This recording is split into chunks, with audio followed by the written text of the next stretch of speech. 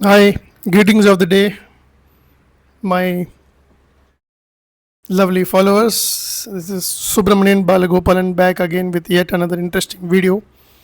And today's video is again related to illness and hospitalization. And this is someone again known to me, a relative of mine.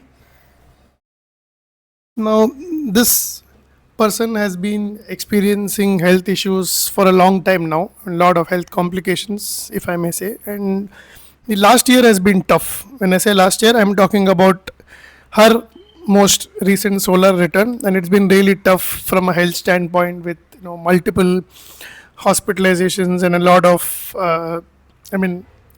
health challenges followed by surgery and stuff, right? So obviously the solar return as well as primary direction has to indicate uh, an unpleasant event related to this person. So keeping that in mind, okay, uh, as always you see two charts. The chart on the left is her natal chart and the chart on the right is the solar return chart, the most recent solar return chart, because her next solar return chart is just a couple of days away.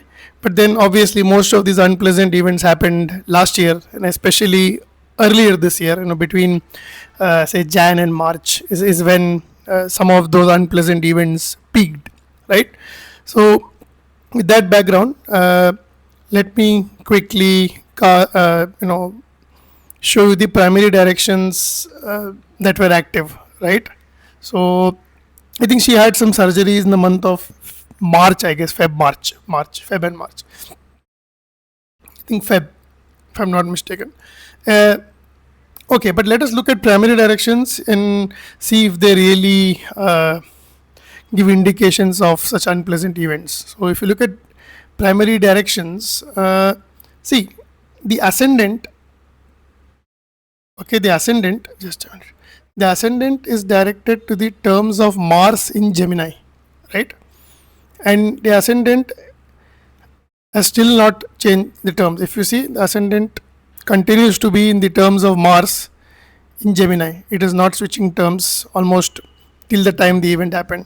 So since the ascendant is directed to the terms of Mars in Gemini, so obviously Mars becomes an important chronocrater. When I say chronocrater, it's a time lord like a dasha system, and Mars is also called the divisor, right? As my guru says. So Mars is a divisor. Now let us examine the condition of Mars, okay? And I also calculated sort of a recent position of Mars around Feb March, and recent position of the directed ascendant, and it is roughly 20 degrees of Gemini. So the directed ascendant is around 20 degrees of Gemini. So 20 degrees of Gemini is somewhere here, right? So 20 degrees of Gemini is somewhere here, and that is the position of the directed ascendant, right?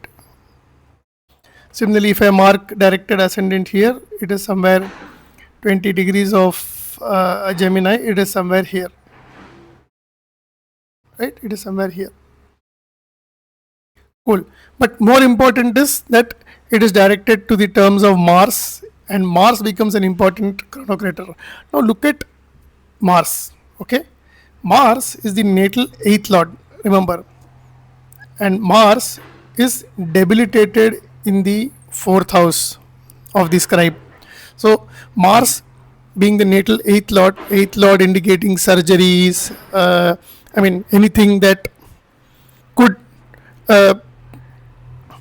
portray danger, something that can endanger the person's life if not treated, kind of thing. So obviously Mars being the 8th lord in the natal chart is debilitated in the 4th house of the radix chart, right? So obviously, and Mars is also the significator of surgery, blood related stuff, going under the knife, right? So that's a significator that I have seen increasingly relevant, when we specifically analyze these kinds of events. So yes, so okay, now look at the how the solar return chart also helps confirm this. Okay, In solar return chart, you see the Mars is again debilitated, though in the 11th house, but Mars is again in Cancer, right? So the natal 8th lord is debilitated in the solar return chart as well. And of course, no, my guru does not consider rulerships in the solar return chart, but if you closely observe, Mars again happens to be the lord of the 8th house. So the way I look at it, it's like a double confirmation where the 8th lord is debilitated in the natal chart as well as the solar return chart. And there are astrologers who consider rulerships in the solar return chart as well, but then you only add to the complexity. But in this case, just to tip the scales further, Mars again coincidentally happens to be the 8th lord, though it's the other sign of Mars, Aries. But yes, Mars again is debilitated. So both in the natal chart and in the solar return chart, Mars being the chronocrator, Mars being the 8th lord and further debilitated, definitely signifies a troublesome period, right? And it is in the 4th house of home, family, so obviously it is going to cause a lot of unpleasant feeling while at home, and all those kinds of associated feelings. Okay, now let us look at any other active directions, right? So if you see, this is a nocturnal chart, okay, because this person was born like in the wee hours of the morning, so it's like before sunrise, so it's a nocturnal chart. Hence moon is the sect, right? So let us see the direction of the moon. Okay, so you see the moon is also directed to the terms of Mars in Scorpio. So the moon is directed to the terms of Mars in Scorpio, again making Mars a very, very significant chronocrator. And we already saw the condition of Mars, which is definitely, it's not in a good shape at all. Now around 2025, mid 2025, if you see, the sun was conversely directed to a square of Mercury. The sun was directed to a square of Mercury. Now sun was directed to a square of Mercury, so Mercury again becomes a chronocrator, or right, it becomes a prometer, now a promisor. Now let us look at Mercury. Now what is Mercury? Mercury is the 6th lord, so it is a natal 6th lord of illness, injuries, hospitalization. And where is Mercury placed? Mercury is placed in the 8th house of the solar return chart. So Mercury, being a chronocrator, being the natal 6th lord, is placed in the 8th house of the solar return chart, and it is also harmed by sun. See, it is very close, within 7 degrees of the sun. So it is also combust of sorts. It is harmed by sun. Okay, that is yet another thing. And what else can we talk about? Let us also look at profections, right? So this scribe was born in 1961, and we are talking about 2025. So 2025 minus 1961, 64. Yeah, 64. So she has completed 64 years and running the 65th year. So when I say 65th year, then obviously it is the 5th sign from the ascendant sign, which is Aries. So the 5th sign from the ascendant sign is Sun, right? Aries, Taurus, Gemini, Cancer, Leo. So the 5th sign is Leo, and hence Sun becomes the lord of the year, right? So since Sun is the lord of the year, again Sun is also an important chronocrator, and as you see, right? So Sun is almost like in the 8th house, right?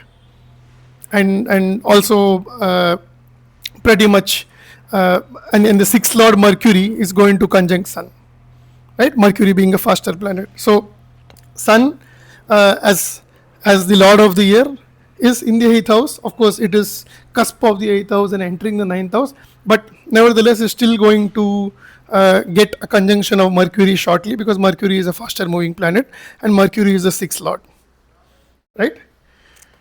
Now let us look at directed sun, right? Directed sun. Okay, the directed sun right here is roughly 9 degrees and 34 minutes of Cancer. So the directed sun is somewhere here. It's roughly around, this is the directed sun, right? And if you see here, it is getting an opposition from the Saturn, natal Saturn, right? So Saturn is at 6 degrees of Capricorn, directed sun is 9 degrees of Cancer. So yeah, while not partile, it is still within a 3-degree orb, and then it is getting a strong opposition from Saturn, although it is separating, and that was at least a good thing. So it was separating from an opposition aspect from Saturn, which means this opposition would have perfected in the past, and obviously she has been having a series of health issues. So this is another indication where the directed sun receives an opposition from Saturn. Another, I would say, infortune, and that too contrary to the sect, because this is a night birth. Right? Yeah, anything else? Okay, now another important point. Now, the profected ascendant is Leo. Okay?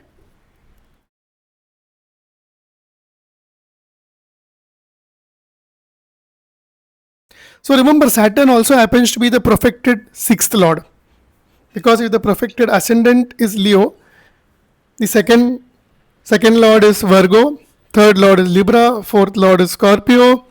I mean, fourth sign is Scorpio, fifth sign is Sagittarius, sixth sign is Capricorn, and hence the opposition from Saturn actually is the opposition from the profected 6th lord.